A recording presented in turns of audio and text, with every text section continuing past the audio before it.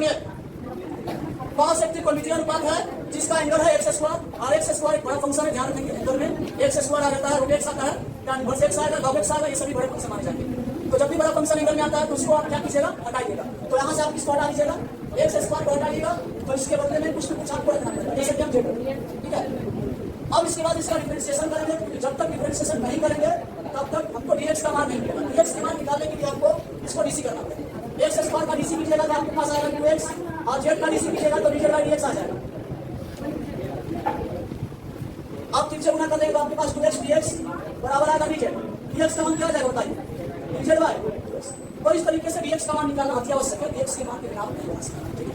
अब बताइए प्रश्न आपके पास पहले से क्या था, प्रश्न था आपके पास integration x cos x square x। इसमें जिसको जानते हैं उसको आप लिख देंगे, जिसको नहीं जानते उसको छोड़ देंगे। जैसे x को नहीं जानते छोड़ देंगे cos, लेकिन हम x स्क्वायर को क्या जानते हैं, x स्क्वायर को कहेंगे z, x स्क्वायर को z जानते हैं। dx का मान हम निकाल चुके हैं, यहाँ पे देखिए dx का मान, इसीलिए इसको इसी किया गया था ताकि dx आ जाए।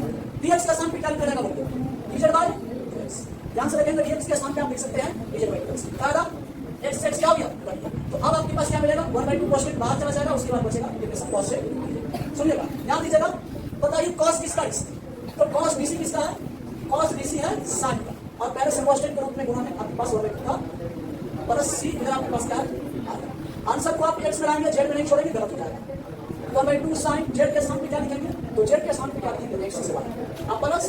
तो इस तरीके से आप इस टाइप के प्रश्न को क्या कर सकते हैं। उम्मीद करते हैं कि आपको समझ में आया होगा, और इसको नोट कर लेंगे, इसके बाद नेक्स्ट क्वेश्चन। चलिए समझते हैं, सेम टाइप का क्वेश्चन है और काफी इंपॉर्टेंट क्वेश्चन। देखिएगा यहाँ पर